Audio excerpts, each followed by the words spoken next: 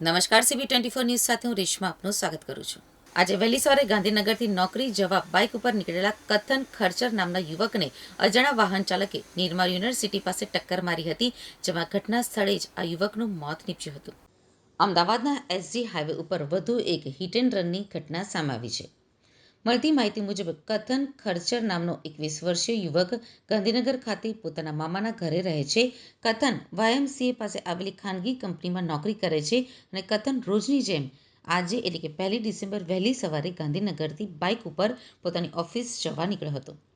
Nirma university પાસે પહોંચતા જ સવારે 6:30 વાગ્યાની આસપાસ કથનને અજાણ્યા વાહન ચાલકે ટક્કર મારી હતી, જેને લીધે કથન ગંભીર રીતે ઇજાગ્રસ્ત થયો હતો, જેથી તેનું ઘટના સ્થળે જ મોત નીપજ્યું હતું.